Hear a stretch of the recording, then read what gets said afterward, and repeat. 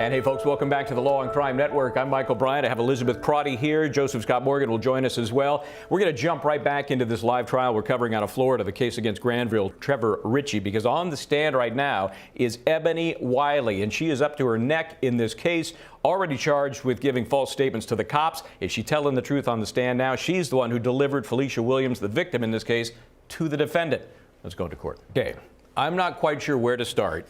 So, Elizabeth, former prosecutor, current criminal defense attorney. Let's just start with an evaluation of the witness, Ebony Wiley. Give me your gut reaction to her testimony and the things she's saying. Well, I think she's being very honest. I think she's being very forthcoming. This might be the first time. Yeah, I mean, I think she's giving a full rundown of the events, how they happened. I mean, none of them are particularly good for her. She was in the car with the 9-year-old who was suspended from school. Then she took some Molly. Then she left the 9-year-old with someone who she felt comfortable with, but knew a matter of like a day or two. And then she left while on drugs to go drive to get him drugs. So, I mean, I don't see where...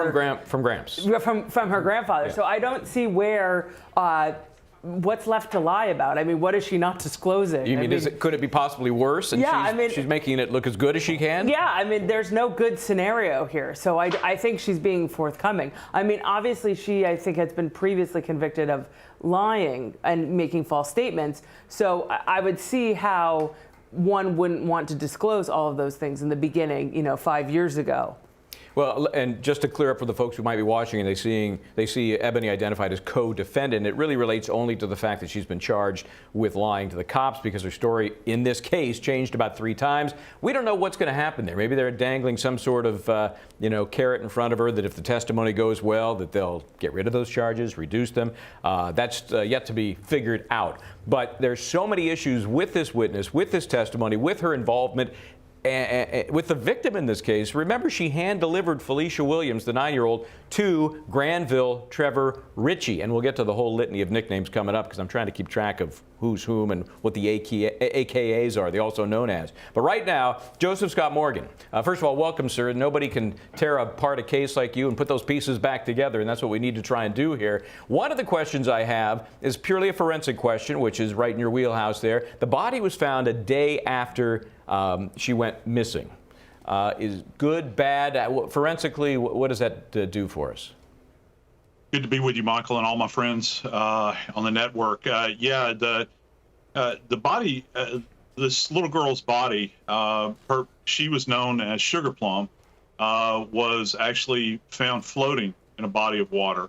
And as we know, water has a negative effect on things like trace evidence, and that's compromising, as far as things like, let's say, for instance, hair and fiber, seminal evidence, for instance, because they've been talking about evidence of rape and sexual assault. Anything that's kind of left behind can have an impact, and not to mention the aquatic life that you have. The one upside is the fact that she was not in there for a protracted period of time. So I think that the turnaround on this, they may have saved some things. The disruption in her body as far as the trauma that she sustained would not have been too terribly compromised. And I'm talking about any kind of tears, lacerations, evidence of blunt force impact, any kind of evidence of, say, strangulation. If we're talking about like a manual strangulation or ligature or anything like that, that's not going to be compromised. Yeah, and it sounds like, from what we believe the charges are based on, that there is evidence of rape, sexual battery, aggravated child abuse. And so those are the things that a body being in the water just a day right. would be helpful in proving. So let me ask you, Liz, may I call you Liz? Oh, sure, yes, okay. yes, please Call do. me Mr. Bryant. Okay. So if we get past all the nicknames, 'cause I really am trying to keep track of these things here. One thing that struck me was odd, just one, and that was the fact that Ebony Wiley considered herself like a mother figure to this little girl, this 9-year-old. Right. We didn't really hear how that all evolved. How does that happen? We heard from the real mom. She was on yesterday. So what's your take on that kind of description of her relationship? I mean, I think she also referred to herself as their godmother. So she has obviously had a very close relationship with this child who was suspended from school, and she was set out to be a babysitter of some sort and a caretaker. And she obviously did not do such a great job in terms of leaving her in the hands of a murderer. I don't Potential murderer. Potential murderer. Yes. I mean, I think it kind of goes, you're judged by the company you keep. I mean, it doesn't sound like Ebony knew this man very well either. And maybe she's kind of a dupe in this, in that she seemed to have romantic feelings for this guy, and she just misjudged the entire situation. You know, Joseph, that may be a key point here.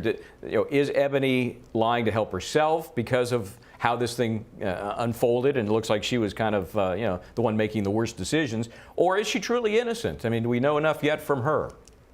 No, we don't. But I have to admit, I'm kind of a fan of her veracity at this point. She was charged early on with a line. A few years back, she seemed very forthcoming under these circumstances.